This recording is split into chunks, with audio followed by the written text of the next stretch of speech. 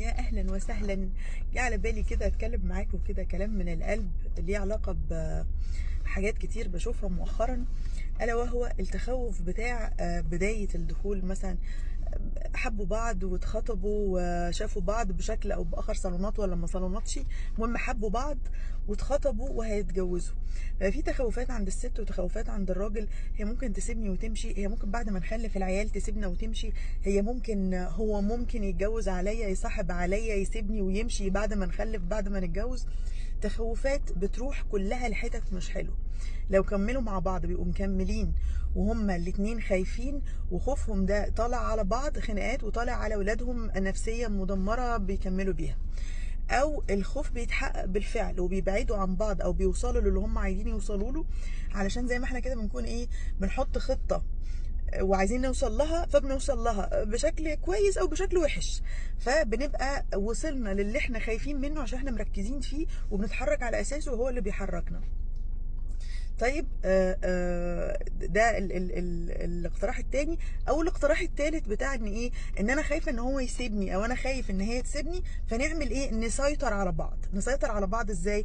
ان احنا كل اللي بيتقال في سواء كان انا دارس لعلم النفس، او ان انا متابع لناس بتتكلم في علم النفس، او ان انا قارئ جيد في علم النفس، يبقى انا بستخدم اللي هو بسيطر بيه على الاخرين. انا مصدر السعاده، انا مصدر الالم، انا متحكم، انا بتهمك دايما بالتقصير مهما عملت، انا لازم تبقى هي تحت رجلي علشان ما اعرفش لو زعلت معاها ابقى انا مش عارفه بقطع عنها المصروف، بقطعها من ما اعرفش مين، بقطعه من صحابه، بقطعه من عيلته، بقطعه اللي هو احنا بنقطع التورته وبنعتبر ان اللي معانا ده حد عشان اضمن وجوده في حياتي، وكأن احنا سيبنا الغاية من الحياة. يعني انا قلت اعمل الفيديو ده كده افكرني وافكرنا ان احنا الغاية من الحياة هو السعي اعمار الارض، وان احنا هنتسأل على عقلنا وعلى جسمنا وعلى جوزنا وعلى مراتاتنا وعلى عيالنا هنتسأل على القصه القصيره. فاللي هو فكره ان انا فبسيطر بحسسه دايما ان هو مقصر علشان ما يقوم ما يقومش لوش قومه، وهو بيحسسها دايما بيقطعها من كل حد في الحياه عشان تقوم لك قومه. فبيحصل ان هو مع الوقت بيبقى هو مش راضي بيها، وهي مع الوقت بتبقى مش هو ده اللي كنت بتمناه. لا، طب ما احنا كنا مسيطرين علشان نوصل لمرحلة انه يفضل موجود في حياتنا. ما هو موجود اهو، بس موجود مش بالشكل اللي يليق بيا، ولا هو ده اللي انا كنت عايزاه، ولا هي دي اللي انا كنت عايزاها. طب المأساة دي نتكلم فيها ازاي؟ نتقي الله.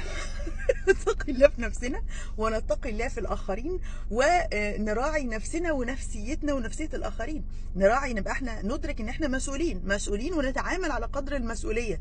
نشوف هو ربنا خلقنا ومدينا كتالوج نتعامل ازاي، فنشوف احنا ربنا قال لنا اوامر ونواهي، وما نتبعش التخوفات، لان هو الشيطان هو اللي بيخوفنا. فلما بنتبع الشيطان مع الوقت، انا بشوف ناس ربنا يعافينا واياكم كانهم شياطين انس.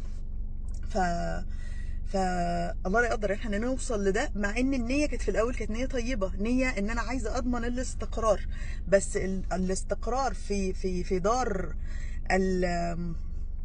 الممر مش المستقر، فانا كده ببقى طالبه حاجه عكس المعنى اللي المفروض معنى الدنيا. بس